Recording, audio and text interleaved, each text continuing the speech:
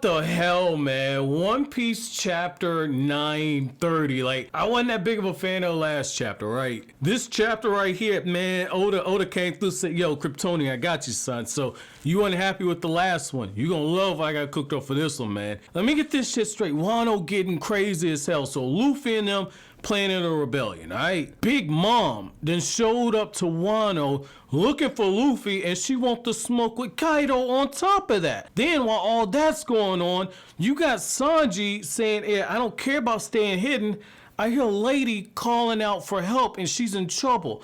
I got this right here. Sanji show up in his white knight armor and starts saving this bitch that's being hunted down by page 1. And Sanji's like, hey, like, I know if I get caught, it's game over, but all I gotta do is just finish this dude before I even get caught, so there's no problems here. He don't know who I am. He don't know anything about me. I got this right here. Like, dude, so much happened in this chapter, and I absolutely love it, man. I absolutely love what you got here. So I think, hands down, probably my favorite moment is when, you know, Law takes over as captain, which it makes sense. It makes a lot of sense that Law's calling the shots. Luffy's out of the way, and he and Luffy, they have a co-alliance, you know? So that makes a lot of sense that Law is the one that's saying, like, look, you guys are pretty good.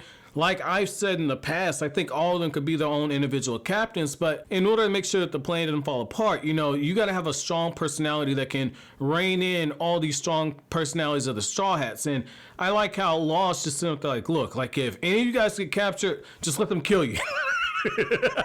As soon as he says that, Usopp's like, I'm gonna head out. I ain't got time for this shit right here, man. I ain't about to get killed off because of some shit like that, man. You got me all kinds of fucked up. Matter of fact, you got me whole ass fucked up. Like, I love how Usopp said, I'm blabbering.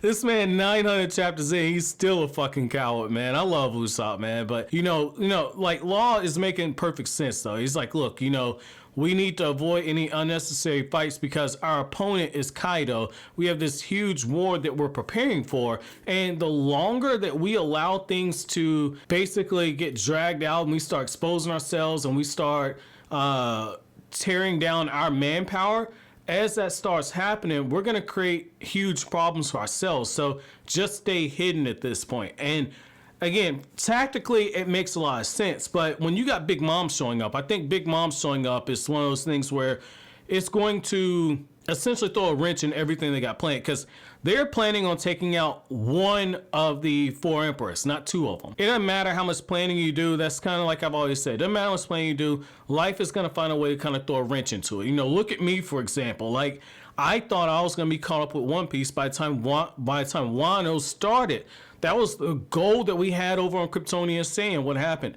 That channel went down for 9 months, and I had to launch this channel and re-upload all the chapter reviews and edit them in a podcast setting, opposed to me talking to you guys in the camera like how I'm used to. I bought a 4K camera. I'm thinking, man, we about to really cut loose on this. And I mean, lo and behold, I had to change gears. So it's one of those things where, you know, Law had this really bomb-ass plan, and Law can't actually go through with it. So it's going to be interesting to see how Law's actually going to be able to adjust to this new complication once he finds out that Big Mom, she's just outside of Wano. I know that King, that zone type devil fruit user, if I'm not mistaken, he transformed, or one of the ancient devil fruits, he transformed and was able to knock Big Mom and her ship off of the waterfall in order to keep them from actually getting into Wano. So on one hand, that's absolutely cool. You know, it lets you know that, you know, things are looking up for Luffy and the crew. But on the other hand, it lets you know that Big Mom, she's coming back for Zeus, she's coming for Luffy's head, and she ain't forgotten everything that's transpired up to this point. And it's one of those things where you almost wonder if things get too crazy and out of hand, if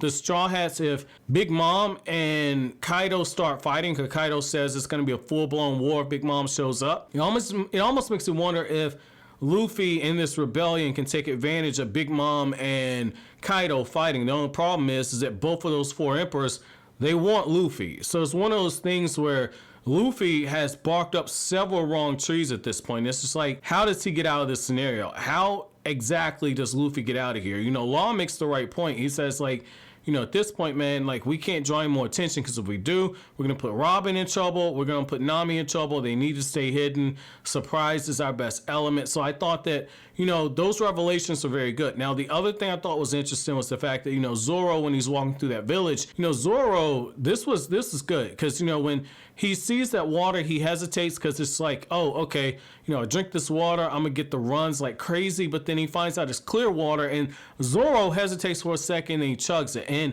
you know, for a second I said, you know, he really should have just rejected taking that water, but then I really got to thinking, and, you know, it really reminded me of my friend Helmy. So my friend Helmy is from Tunisia, or was from Tunisia. You know, as you guys know, my friend Helmy is no longer with us. He's deceased. But, you know, one thing that I always used to notice is when I went over there, you know, anytime he would make something, it was rude of me to actually turn down any type of food or any type of refreshments, anything that he was actually offering. And I noticed that there was a little bit of a culture difference right away, because every time I did try and refuse, you know, I got hit with a little bit of hostility. You know, one of the things that he told me to open my mind up is, he said, like, with different cultures, you know, refusing gifts or refusing refreshments or leaving a tip and etc., those are things that are going to be seen as disrespectful. And so I say that to say, you know, Zoro, that might have been part of it. I think the other part of it was Zoro sees these people, they're in extreme poverty,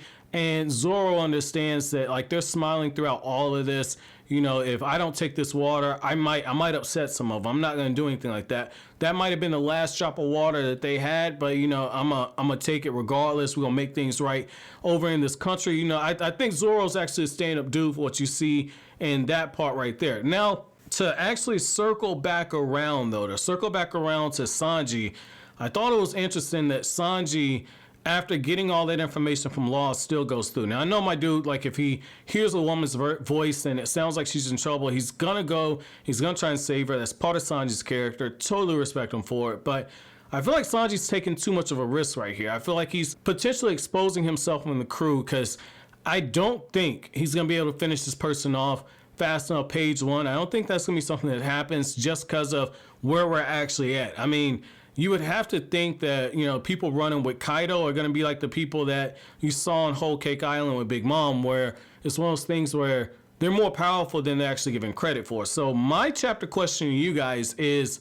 between Big Mom showing up and Sanji stepping out the shadows to go to war with Page One in this upcoming battle, which one did you think was the bigger what the fuck moment? Let me know down in the comment section below. But as always, guys, if you like anything I had to say, don't forget to comment, rate, subscribe, and share. Thank you so much for watching all the way to the end. Have an awesome day, guys.